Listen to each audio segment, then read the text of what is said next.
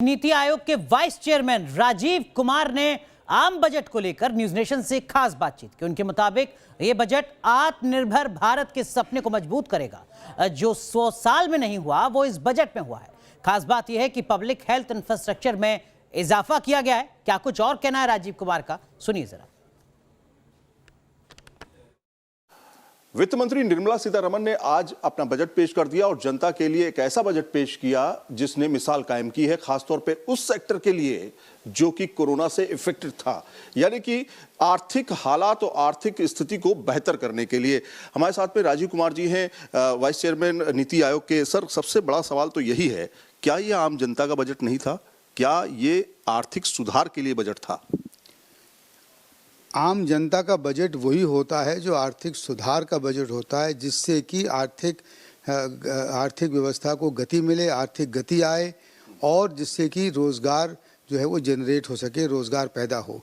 और सबसे बड़ी बात है कि आम जनता का बजट आज के हालात में वो है जिससे कि जो स्वास्थ्य क्षेत्र है उसका जो इंफ्रास्ट्रक्चर है, उसका जो ढांचा है, उसको और सुदृढ़ किया जाए, जिससे कि हमारा जो पेंडेमिक के विरुद्ध जो हमारे जो अपने काम कर रहे हैं, जिसको ख़त्म करने के लिए जो काम कर रहे हैं वो और ठीक से चल सकें और सारे राज्यों में, छोटे शहरों में एक ऐसा ढांचा तैयार हो सके कि जब कभी भगवान न करे मगर अगर कभी और ऐसा पेंडेमिक का आघात होता है तो हम उससे तैयार रहें, अच्छी तरह से तैयार रहें।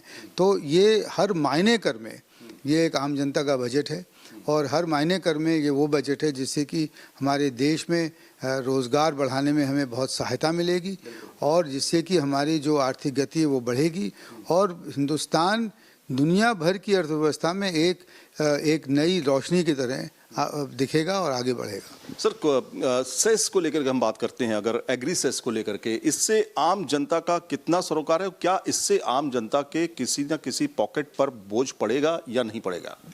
ये बजट में बहुत बात साफ कर दी गई है कि जो एग्री सेस लगा है 2.5 रुपये का पेट्रोल पर और 4 रुपये का डीजल पर, इसको किसी तरह से भी आम उपभोक्ता पर असर इसका नहीं पड़ने दिया जाएगा। इसका अभिप्राय ये है कि ये जो हमारी मौजूदा एक्साइज ड्यूटी स्ट्रक्चर है उसमें कुछ रद्दोबदल होगी जिससे कि वो उसको इसमें एब्जॉर्ब हो सके। तो वो करों का स्ट्रक्चर बदला गया है, ना कि कर बढ़ाए गए हैं। और इसका फ़ायदा ये होगा कि हमारे पास जो सेस आएगी एग्रीकल्चर इंफ्रास्ट्रक्चर फंड के लिए जो रकम आएगी उसको हम जो है वो APMCs की मंडीज़ को सुदृढ़ करने में लगा सकेंगे। 1000 मंडीज़ को हम ई-नैम में जोड़ने के लिए लगा सकेंगे। हम जो है वो जो हमारी जो ग्राम सड़क योजना है, जो हमारी जो और रूरल इंफ्रास्ट्रक्चर है उसको बेहतरी करने के लिए लगा सकेंगे।